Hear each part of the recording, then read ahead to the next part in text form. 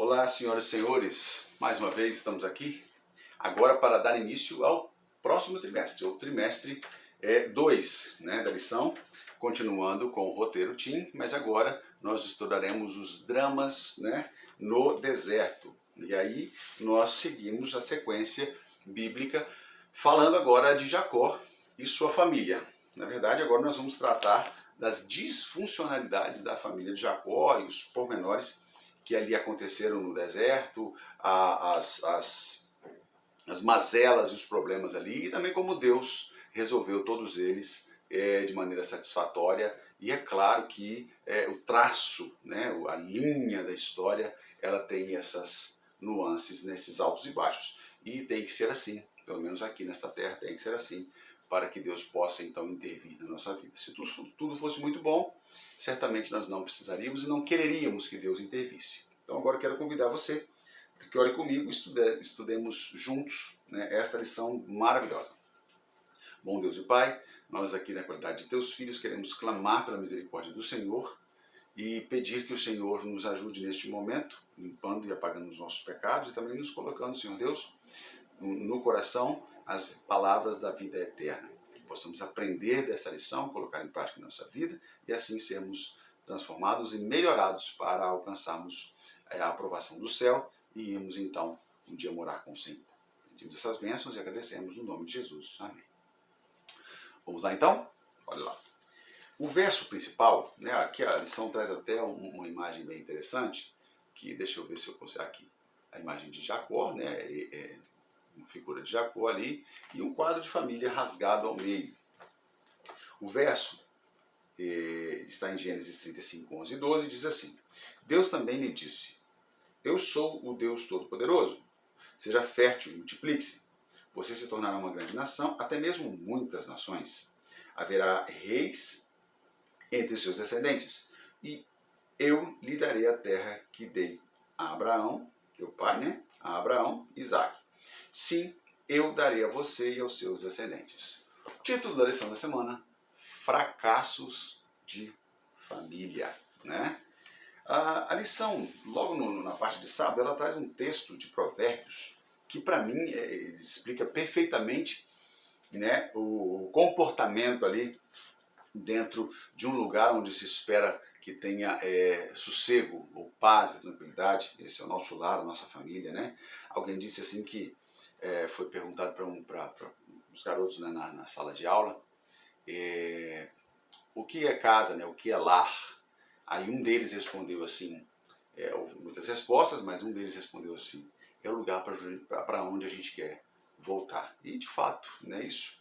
Salomão escreveu assim então em Provérbios 17, versículo 1: Melhor é um pedaço de pão seco com paz e tranquilidade do que uma casa onde há muitos banquetes, ou onde há banquetes e muitas brigas, ok? Então paz e sossego sempre é melhor do que brigas. Talvez essa tenha sido a realidade da família de Jacó. Havia muita fartura, mas também muita briga, muita discussão, muita confusão, muitos problemas. O quadro familiar parecia terrível e de fato o era. Diná, a única filha do patriarca, tinha sido estuprada por Siquém, apesar da intenção do rapaz de reparar o erro e propor o casamento a moços Simeão e Levi, irmãos de Diná, mataram todos os homens da cidade. Essa história é uma história bem intrigante, eu diria. Porque, assim, me parece que Jacó era um homem pacífico, mas os seus filhos não seguiram as suas orientações e se tornaram homens violentos, ok? Então, o que nós vamos ver agora dentro da Bíblia, A gente já vai entrando aqui na lição de domingo, no roteiro original, e ali pede para nós lermos alguns versículos, e são muitos os versículos. Então, eu vou fazer o seguinte: eu vou ler todos os versículos primeiro e depois nós vamos pontilhar esses versículos aqui explicando as coisas que nós estamos lendo, ok? Gênesis 34, versículos 1 e 2 diz assim: E saiu Diná, filha de Lia, que esta dera a Jacó, para ver as filhas da terra. E Siquém, filho de Amor, o Eveu, príncipe daquela terra, viu-a, tomou-a, deitou-se com ela e a humilhou. Ok. Agora nós vamos para 34, Gênesis 34, versículos 24 e 25, diz assim: E deram ouvidos a Amor e a Siquém, seu filho, todos os que saíram da porta da cidade, e foi circuncidado todo o homem de todos os que saíram pela porta da cidade. E aconteceu que, ao terceiro dia, quando estavam com a mais violenta dor, os dois filhos de Jacó, Simeão e Levi, irmãos de Diná, tomaram cada um a sua espada e entraram na cidade afoitamente e mataram todos os homens. E depois, deixa eu ver aqui se esse texto aqui vai ajudar, eu, se eu paro e explico aqueles lá. Não, deixa eu voltar aqui então. Então eu vou explicar aqui o que estava acontecendo. Diná, aliás, me parece que Jacó e suas esposas, aliás, as esposas de Jacó viviam em conflito. Mas Jacó também, a coisa andava meio que solta na casa dele. E isso é muito complicado, porque quem tem filhos sabe, se você não conseguir orientar os seus filhos dentro de casa para quando eles vão para o mundo, né, quando eles forem para o mundo, né, para a vida social, eles não fazerem boas escolhas, fatalmente você terá péssimas noites de sono ou não terá as noites de sono. Fatalmente você terá problemas, os seus filhos terão problemas, e quem é pai sabe, a gente sofre muito mais, né, do que eles mesmos, porque a gente sabe quais são as consequências dos atos que eles estão tomando.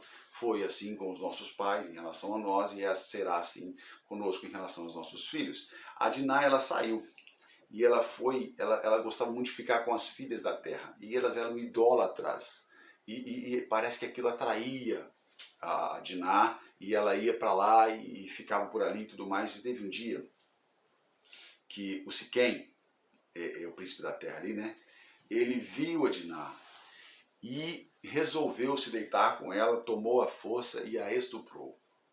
Um problema. Ela chegou com a informação, e aí os irmãos ali ficaram todos afoitos e revoltados, como de fato, né, naturalmente o homem carnal ele age dessa forma. E aí, só que a coisa também chegou lá em Amor, o Eveu, que o Siquém, filho dele, tinha feito essa besteira.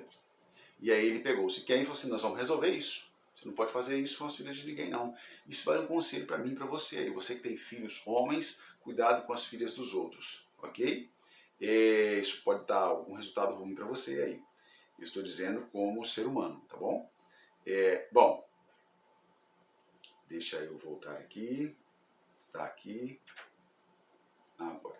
Então, e aí o que aconteceu? Eles foram até Jacó e conversaram ali e tudo mais, e foi proposto pelos irmãos de Diná a seguinte situação: olha, então para que nós possamos fechar o pacote aqui, nós temos um costume, é circuncidar todos os homens. Como Siquém e Amor, eles perceberam que a coisa ficou branda, ficou tranquila, eles toparam na hora, voltaram para a cidade deles, e eles disseram o seguinte: ó, todos os homens vão se circuncidar ou ser circuncidados, cortar a pele do prepúcio ali, do órgão sexual masculino. E assim o fizeram.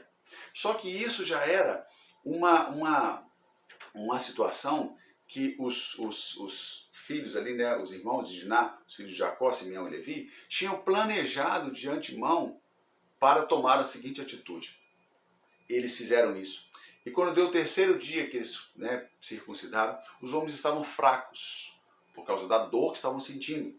Simeão e Levi pegaram então as espadas, entraram na cidade afoitamente e mataram a todos os homens. Então eles se vingaram. Desculpem. Depois disso, disse Deus a Jacó: levanta-te, sobe a Betel e habita ali, e faz ali um altar ao Deus que te apareceu quando fugiste da face de Esaú, teu irmão. Jacó ficou desesperado, porque a família dele era pequena, e ele comenta isso. A família dele era pequena, e os seus filhos agora tinham levantado a ira dos vizinhos ali, e ele temeu por sua morte, por sua vida, a vida de seus filhos também. E Deus diz para ele o seguinte: sai daí porque a coisa vai esquentar, e vai para Betel, você vai habitar ali. Para Jacó foi a melhor ideia que podia ter surgido da parte de Deus, e Jacó então foi para Betel. As coisas continuaram acontecendo. Esse é o versículo 1 do capítulo 35, que eu acabei de ler. Agora eu vou ler o capítulo 35, o versículo 8. E morreu Débora, a ama de Rebeca, e foi sepultada ao pé de Betel, debaixo do carvalho, cujo nome se chamou Alon Bacute. Mais uma desgraça, né? Mais uma situação ali, uma morte. Agora, Gênesis 35:16, e partiram de Betel, e havia ainda um pequeno pedaço de terra para chegar a Efrata, e deu à luz Raquel, e ela teve trabalho em seu parto. Assim morreu Raquel e foi sepultada no caminho de Efrata, que é Belém. Ou seja, agora Jacó perde a mulher porque ele trabalhou ali 14 anos. Ficou muito triste com a situação. Ou seja, morreu a serva, né? Primeiro, a ama, né? de Rebeca, a Débora, e agora morre Raquel. E continuando, Gênesis 37, de 3 a 5, Israel amava a José mais que a todos os seus filhos, porque era filho de sua velhice, e fez-lhe uma túnica de várias cores. Vendo, pois, seus irmãos, que seu pai amava mais a José do que a todos eles, odiaram-no e não podiam falar com ele pacificamente. Teve José um sonho e contou aos seus irmãos, por isso ainda mais odiaram. O José era um cara simplório, simples. E aí as coisas foram acontecendo e José, ele chamava eles e contava para eles o sonho. Olha, eu sonhei que nós estávamos apanhando molhos ali de trigo e tudo mais, e de repente os molhos de vocês se levantaram, meu molho também se levantou, e os molhos de vocês se curvaram até o chão diante do meu molho. Aí os irmãos ficavam muito chateados com isso. Então quer dizer que você vai ser nosso rei, você vai ser líder, tal. E depois Jacó teve outro sonho, desculpa, José teve outro sonho, e nesse sonho a lua e o sol, e ali tinha as estrelas,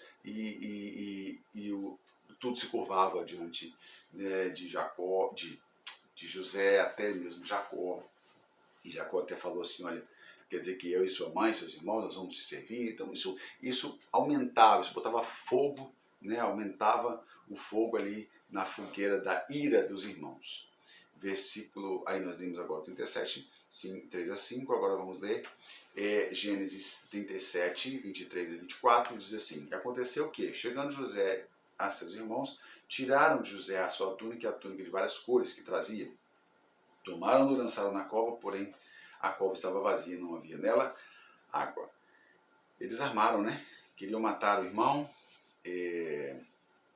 Rubem não deixou, e aí consentiram em jogá-lo numa cova, e Rubem pensou que pudesse voltar depois e tirá-lo da cova e tal, e assim o fizeram, mas eles acabaram pegando José e vendendo para uma caravana de ismaelitas, né, como está agora nos versículos 26 a 28 do capítulo 37. Então, Judá disse a seus irmãos, que proveito haverá se matarmos nosso irmão e escondermos o seu sangue. Agora Judá, que não queria matá-lo porque era irmão, ele falou assim, olha, vinde e vendamos a esses ismaelitas, e não seja nossa mão sobre ele, para que ele, nosso irmão, porque ele é nosso irmão e é nossa carne, e seus irmãos o obedeceram.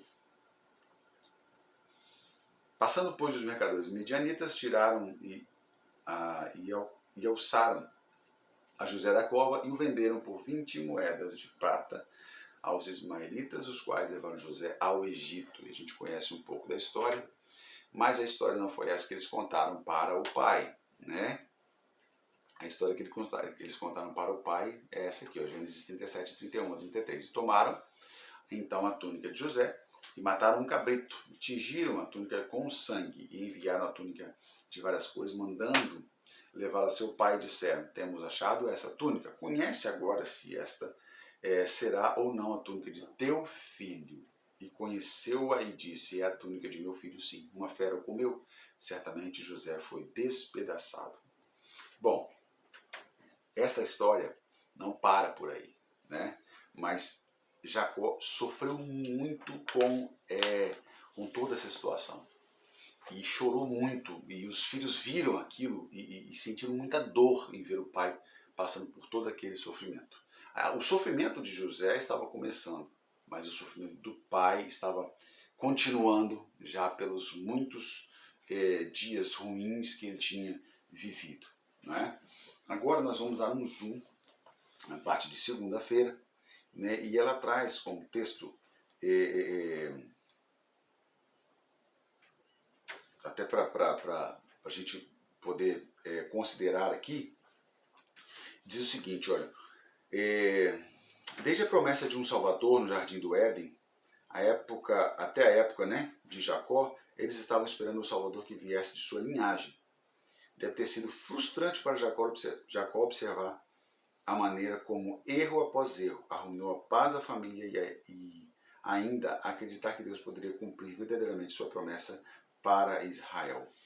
Caramba, é porque é o seguinte, desde do primeiro filho ali, né, Caim, Abel, Sete e outros que vieram depois, era uma expectativa de Adão e Eva de que eles fizeram um Salvador, porque eles queriam voltar para o Éden, eles queriam voltar a viver a vida e um Salvador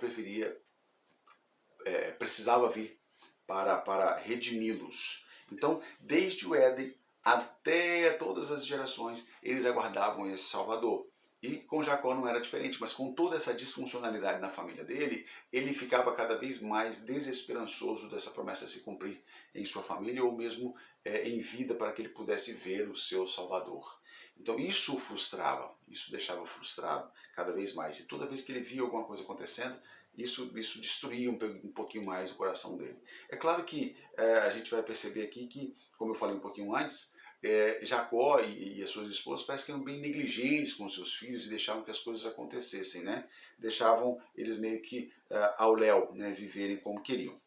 A parte de terça-feira, que é o making of, nós vamos ler junto, são 3, né, postagens aqui, 3 posts separados. E aí eu sublinhei o maior aqui deles. Então eu vou ler os menores e depois leio este último e nós vamos frisar ele.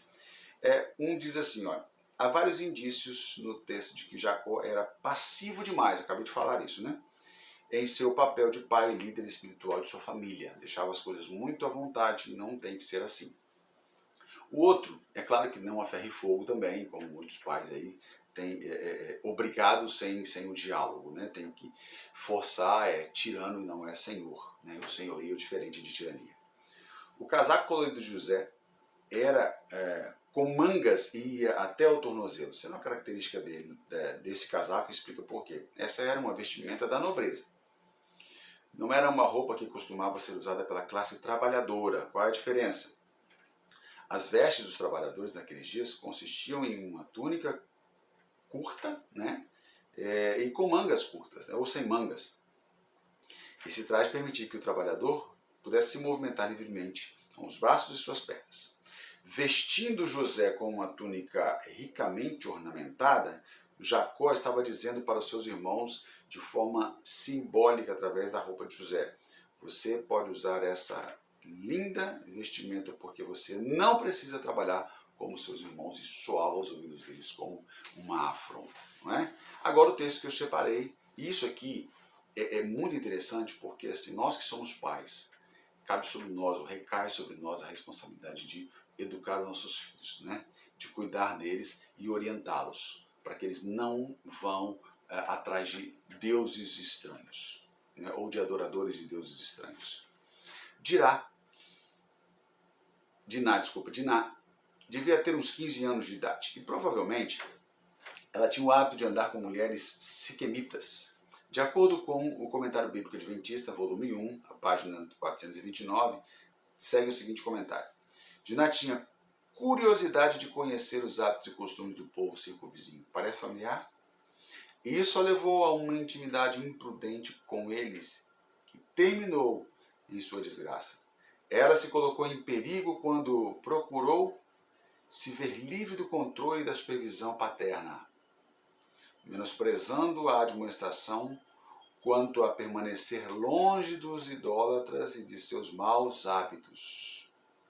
Nos tempos antigos, assim como hoje, a pressão do grupo é uma importante questão para os adolescentes, e é de fato.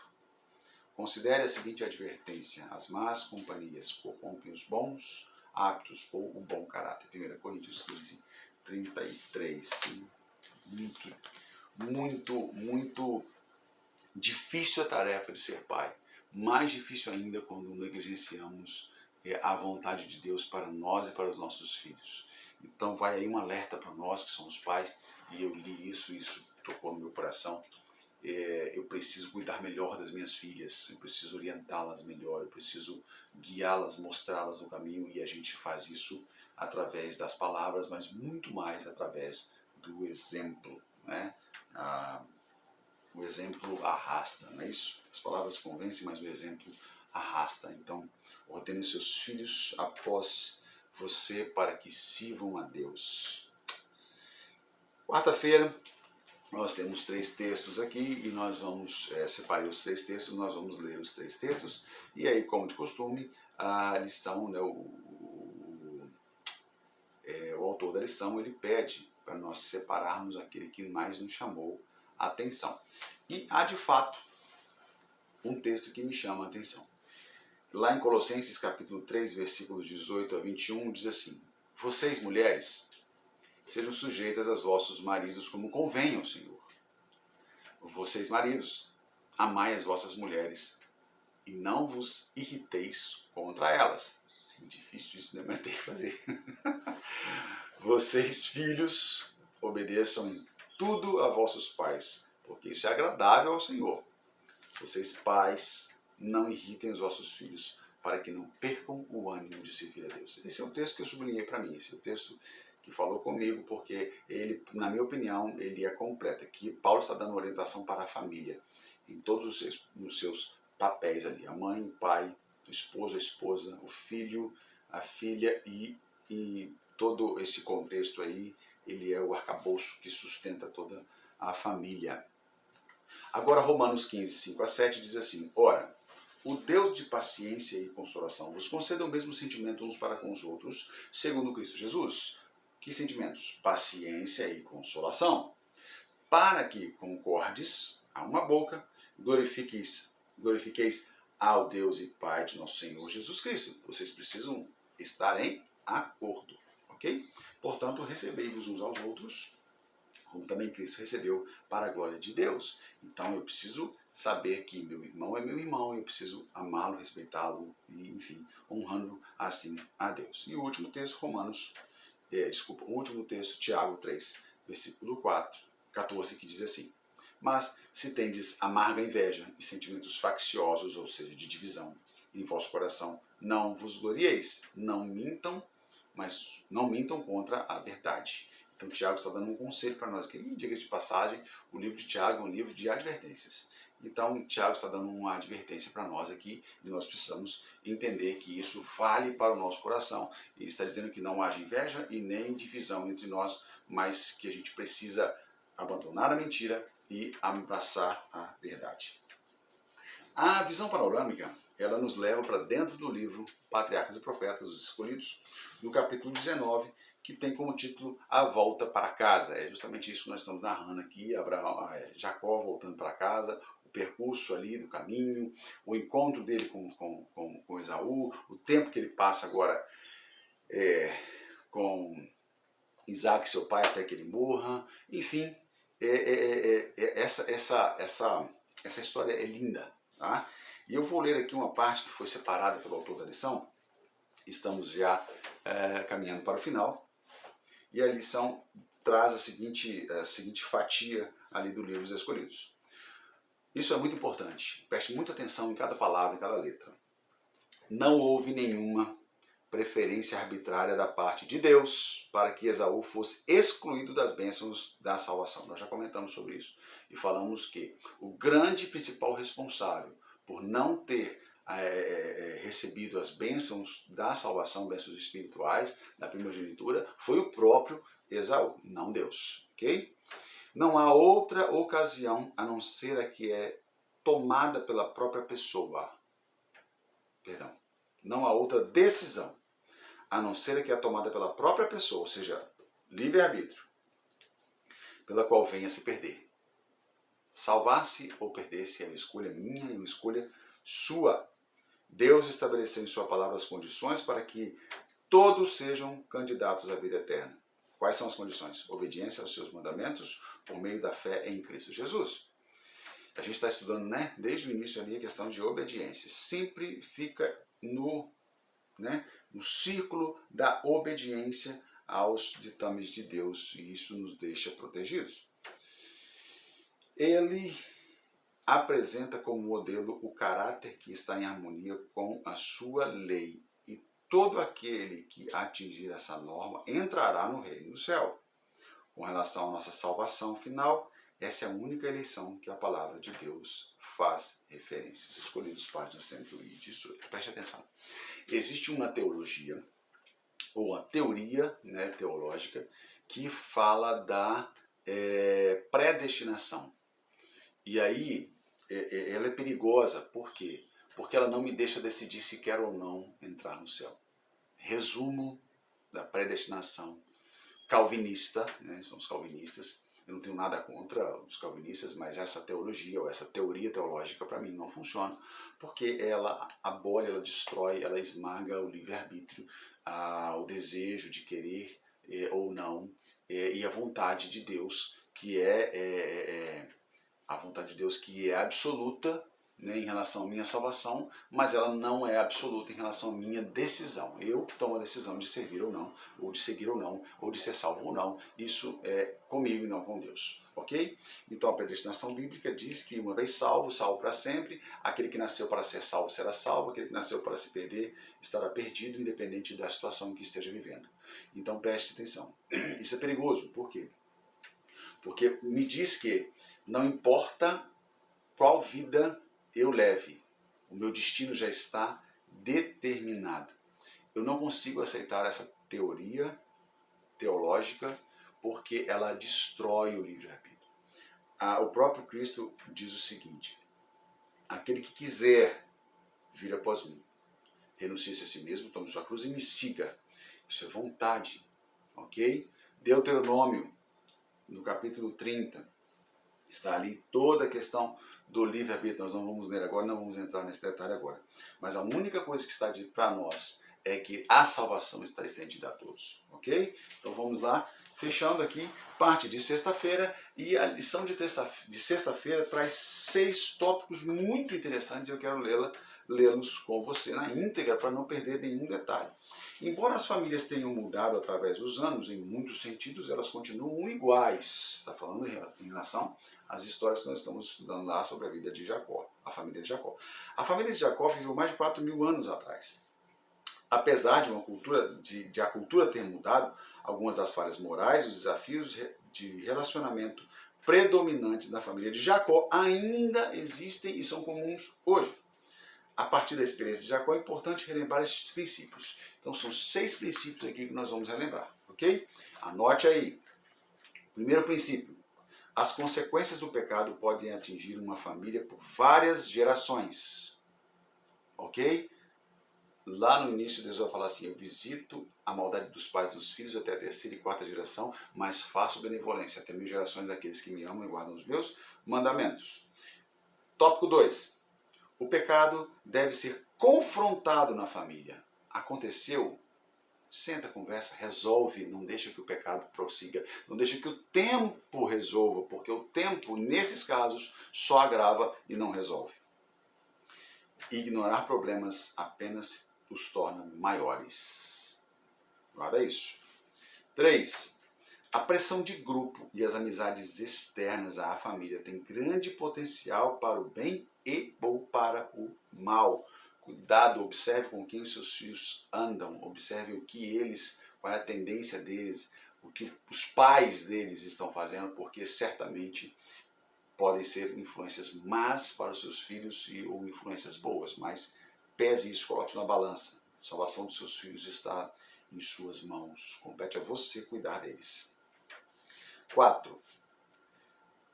Se deixadas sem ser reprimidas, as rivalidades, né, que eu falei aqui das rivalidades aqui entre irmãos ali, a inveja e a raiva podem destruir uma família. Então isso precisa ser confrontado e resolvido. 5.